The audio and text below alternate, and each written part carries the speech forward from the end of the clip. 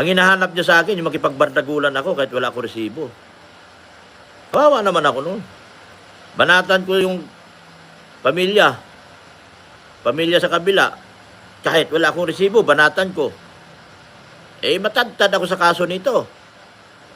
Kasi pinupront nyo ako sa ganun. Banatan ko sila. Hindi po ganun. Dapat kung nag-sponsor kayo sa amin, dalhin nyo kami sa tama. Hindi yun, dalhin nyo kami sa kasamaan.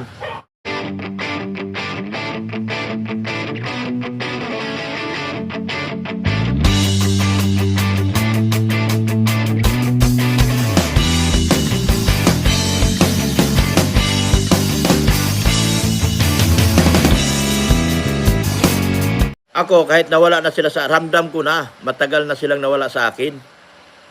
Ramdam ko na yon. Last year pa yung labanan nyo, kabila. 3 months ago ka lang nagtatanggol dito sa bata. Nakuha mo sila. Oh, good luck. Nakuha mo sila. May narinig ka ba sa akin na ninakaw ko? Ninakaw nyo? Wala. Dahil ang sabi ko, wala akong karapatang hawakan sila dahil hindi ko sila pag-aari. Ang ating relationship bilang mayroon trabaho, ginagawa ko. Pero kung utusan mo na ako, labas na at ikakasira ng pagkatao ko, ay di ko, ayoko. Hindi na yan. Kasi kakasira na ng buhay ko yan eh. Di ba? At lalong hindi ko pwedeng banatan. Natatandaan nyo ba, nung binuo natin ang Team Guwapa, ano bang usapan natin? Hindi tayo magiging antay. Nung binuo natin, ibig sabihin, hindi tayo titira sa mga taong wala naman sa ginawa sa ating masama. Hindi tayo magiging antay. At ano lang tayo? Isang charity. Ba't ngayon? Ba't ngayon parang ang hinahanap niya sa akin, yung makipagbardagulan ako kahit wala ako resibo. Kawawa naman ako noon. Banatan ko yung pamilya. Pamilya sa kabila. Kahit wala akong resibo, banatan ko. Matadtad ako sa kaso nito. Kasi pinupront nyo ako sa ganun. Banatan ko sila. Hindi po ganun. Dapat kung nag-sponsor kayo sa amin, dalhin nyo kami sa tama. Hindi yun, dalhin nyo kami sa kasamaan. Alam nyo mga kalingap, mga ka-Adonis, exciting itong nangyayari ngayon At ito ay pumapabor kahit papano sa kalingap. Dahil sa mga revelasyon nitong si Mang Iking o si Dr. Lab, na inamin niya na yung mga ginagawa nilang paninira, pagpaparinig sa kalingap, kila Kuya Bal, kila Kalingap Rab, na kanilang binabanggit, ay mayroon pong pinanggagalingan. Meron naman palang nag-uutos. Ayaw niyang totally nabanatan sila Kuya Bal dahil wala daw po siyang resibo. Dahil kung babanat man siya, dapat yung makatotohanan. Sa makatuwid, hindi pala lahat ng naririnig natin na mga paninira ay mayroon talagang basehan. Baka naman, kagaya na sinasabi nitong si Dr. Lab, ay mayroon talagang nag-uutos. Dahil sa utang na loob. Susundin niya yung mga bagay na yan, hindi lamang sila Dr. Lab, kung hindi yung iba pa na tumitira sa kalingap, malamang sa malamang ay mayroong mga taong galit, mga sponsor na nagbabayad, nag-uutos para po tirahin ang kalingap.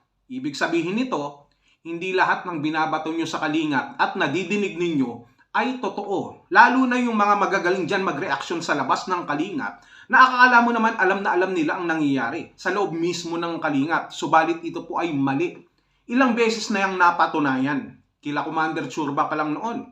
No? Dito kay Federico at marami pa pong iba na kung kayo mismo ay mapupunta sa kalingap, malalaman po ninyo ang tunay na lagay at istorya kung ano ang ginagawa ng kalingap. At hindi lamang kayo nagbabase doon sa mga napapanood ninyo sa mga sinasabi ng iba, sapagkat minsan pa papalabasin nyo sa sarili nyo na kayo mismo ay bias dahil hindi nyo nakikita yung side ng kalingap.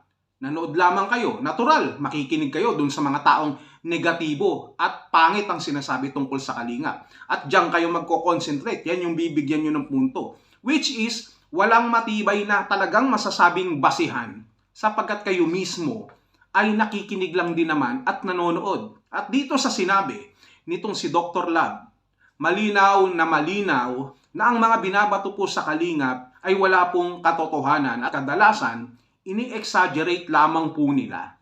Yun po yun. Kaya nga dahil sa ini-exaggerate nila, lahat ng mga nagre-reaction dyan, yung mga tipong anti-kalingap ay mga exaggerated din po. Kaya hindi kayo dapat basta-basta nagpapaniwala. Kaya nga dito sa kaso ni Beyonce, na lahat ng sisi ay binabato din sa kalingap, kung talagang may katotohanan yan, dapat dinaan nila noon pa man sa legal at tamang proseso, hindi dito po sa trial by publicity sa social media. At alam na natin ang nangyari, lumabas na ang katotohanan na hindi po kalingap ang totally sa pangkalahatan ang mayroong problema. Hindi ko na babanggitin yan sapagkat baka hindi tayo matapos. Panoorin nyo na lamang po ang lahat ng mga sinasabi nila Doc Lat at ng iba pa nating mga kasamahang reactor. Ang tanong ngayon dito, dahil sumambulat na lahat ng mga yan, dahil nawasak ka agad-agad, ito pong Team Guapa. Ang katanungan dito, ito ba ay makakabuti para kay Beyonce? Makakabuti para sa kalingap? O sino ang magbe-benefit po dito? At sino ang dapat nating pasalamatan? Sa tingin ko, ang dapat na pasalamatan dyan, walang iba kung hindi si Kapisot. Kasi kung hindi ginawa ni Kapisot yan, kung hindi niya pinasok ang buhay ni Beyonce, hindi nyo malalaman kung na kanino ang loyalty nito pong si Beyonce. Sa makatawid, hindi po siya loyal talaga kay Doc Lat. At malinaw din na yung pag-alis niya sa kalingap ay may impluensya lamang ni Doc Lat nang dumating si Kapisot na wala din po ang kanyang loyalty kay Doc Lat. At nandito na po kay Kapisot. Kaya dun sa mga galit kay Doc Lat, magpasalamat kayo kay Kapisot. Kung hindi ginalingan ni Kapisot, no? Partida na yan, ha? May kaso pa yan nakasampa sa kanya. At huwag nyo namang masyadong i-judge yan si Kapeso sapagkat hindi pa naman napapatunayan, ha? At hindi pa siya convicted dun sa kaso niya. Kaya nga lalaban pa yan, di ba? Kahit na hindi siya umatin, no, ng kaso, paninindigan niya yan. At ang importante dito, ang aasikasuhin niya, yung pagtatanggol dito kay Beyonce, kahit hindi niya maipagtanggol ang kanyang sarili. Kaya bilib ako dyan kay Kapisot.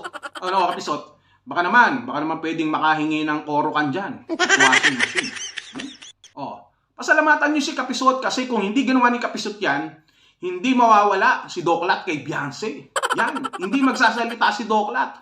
Dahil dyan, nagkagulo-gulo na po lahat, nagkandaleche-leche na. Pasalamatan niyo si Kapisot. Ha?